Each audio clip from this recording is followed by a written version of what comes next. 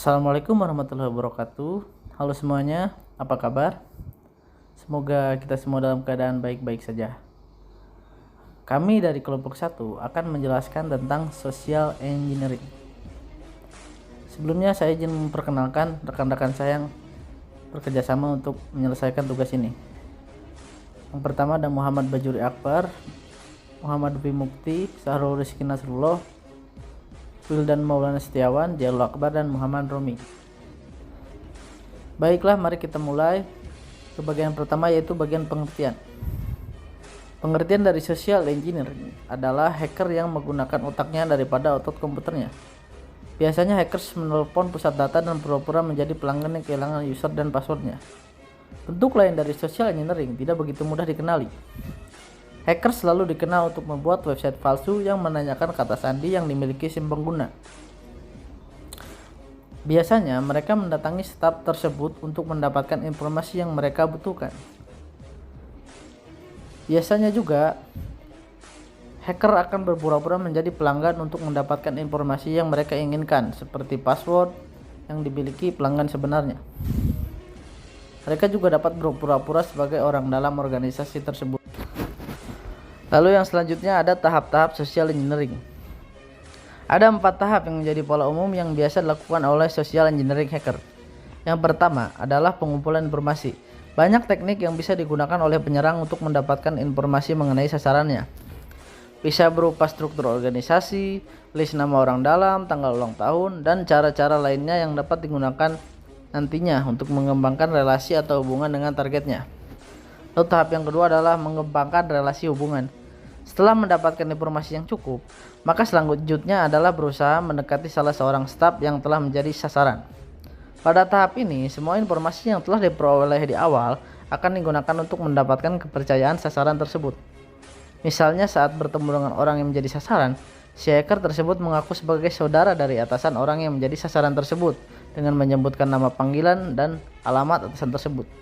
Karena merasa informasi yang disebutkan oleh hacker tersebut benar, orang yang menjadi sasaran tersebut mulai mempercayai hacker tersebut. Lalu tahap yang ketiga adalah mengeksploitasi. Setelah mendapatkan kepercayaan dari orang yang dijadikan sebagai sasarannya, langkah selanjutnya yang akan dilakukan oleh hacker tersebut adalah berusaha mengeksploitasi informasi-informasi penting yang dapat digunakan oleh hacker tersebut untuk masuk ke dalam sistem perusahaan.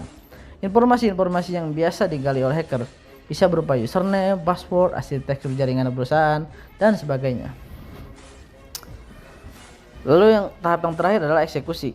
Setelah berhasil mendapatkan informasi-informasi yang diinginkan, pada saat inilah tahapan dari pola penyerangan social engineering berakhir dan dilanjutkan dengan mengakses sistem yang menjadi sasaran awal dari hacker yang menggunakan informasi-informasi yang dia miliki.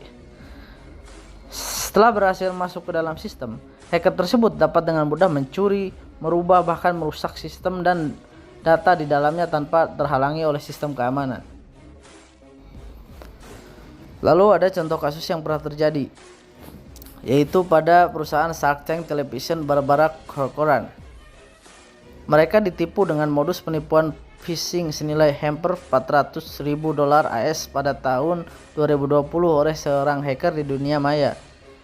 Dia menyamar sebagai asistennya dan mengirim email ke bookkeeper untuk meminta uang terkait investasi real estate. Dia menggunakan alamat email yang mirip dengan email original. Penipuan itu baru diketahui setelah bookkeeper mengirim email tentang transaksi itu ke alamat asistennya Shark Tank Television.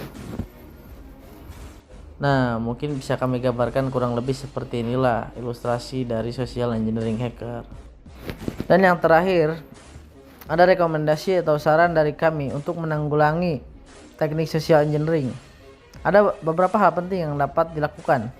Yang pertama adalah meningkatkan kesadaran pengguna akan pentingnya sebuah informasi. Pengguna juga harus sadar bahwa dalam menjaga keamanan informasi, pengguna dari informasi itu sendiri memiliki peranan yang sangat penting, di mana kekuatan dari sebuah keamanan informasi sangat berpengaruh dari keterlibatan pengguna. Langkah yang kedua yaitu memberikan pemahaman mengenai social engineering dan ancamannya. Hal ini bisa dilakukan dengan cara memperkenalkan kepada pengguna mengenai social engineering dan ancaman yang dapat ditimbulkannya. Mungkin sekian yang dapat kami sampaikan. Semoga informasi yang kami sampaikan dapat berguna bagi kita semua. Terima kasih semuanya. Wassalamualaikum warahmatullahi wabarakatuh.